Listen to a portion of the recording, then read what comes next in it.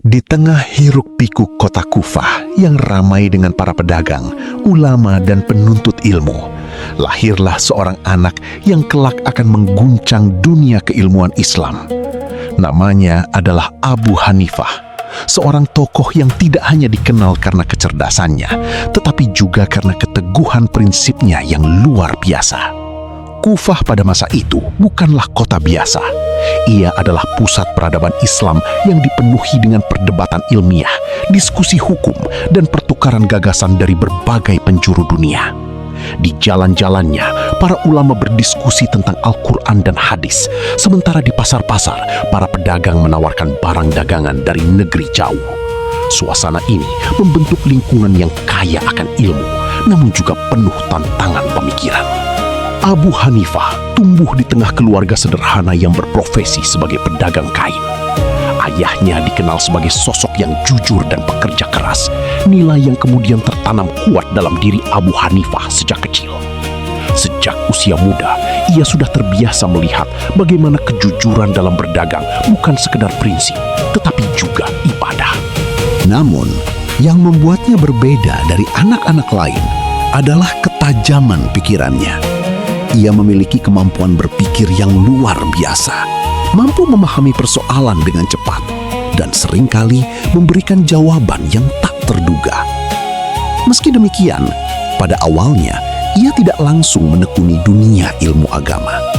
Ia justru mengikuti jejak keluarganya, terjun ke dunia perdagangan. Hari-harinya dihabiskan di pasar, berinteraksi dengan berbagai macam orang, dari pedagang biasa hingga tokoh-tokoh penting. Ia belajar tentang kehidupan, tentang manusia, dan tentang bagaimana dunia berjalan.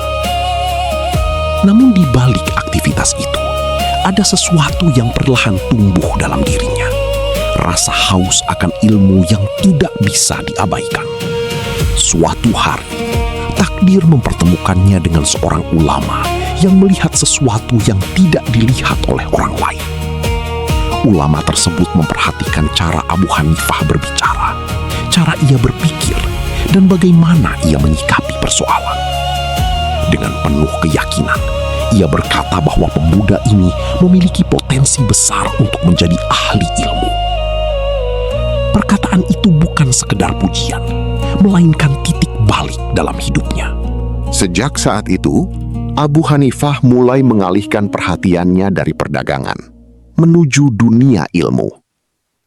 Ia mulai menghadiri majelis-majelis ilmu, duduk berjam-jam mendengarkan para ulama, mencatat, dan merenungkan setiap pelajaran yang ia terima. Tidak seperti kebanyakan orang, ia tidak hanya menghafal, tetapi juga memahami dan menganalisis secara mendalam. Ia dikenal sebagai murid yang kritis, tidak ragu bertanya, dan selalu mencari alasan di balik setiap hukum. Baginya, ilmu bukan sekedar untuk diketahui, tetapi untuk dipahami dan diterapkan dengan bijak.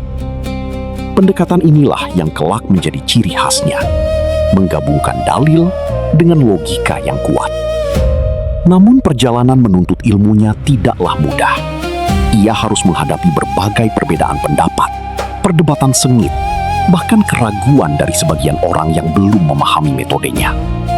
Meski begitu, ia tetap teguh. Setiap tantangan justru membuatnya semakin kuat dan semakin matang dalam berpikir. Seiring berjalannya waktu, nama Abu Hanifah mulai dikenal. Bukan hanya karena ilmunya yang luas, tetapi juga karena akhlaknya yang mulia. Ia dikenal sebagai sosok yang rendah hati, tidak sombong meski memiliki kecerdasan luar biasa. Ia juga dermawan, sering membantu orang lain tanpa mengharapkan balasan. Yang paling menonjol adalah integritasnya. Dalam setiap keputusan, ia selalu berpegang pada kebenaran, bukan pada kepentingan pribadi. Ia tidak mudah terpengaruh oleh tekanan atau godaan dunia. Baginya, ilmu adalah amanah, dan amanah itu harus dijaga dengan penuh tanggung jawab.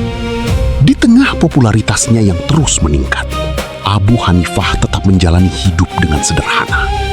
Ia masih berdagang, masih berinteraksi dengan masyarakat dan tidak pernah menjauh dari kehidupan nyata. Justru dari situlah ia memahami kebutuhan umat dan mampu memberikan solusi yang relevan dengan kondisi mereka.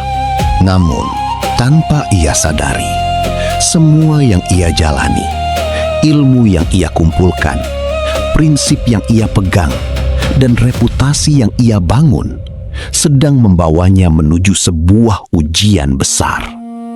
Ujian yang tidak hanya menguji ilmunya, tetapi juga keberanian dan keimanannya. Sebuah ujian yang melibatkan kekuasaan, tekanan, dan pilihan antara dunia atau prinsip.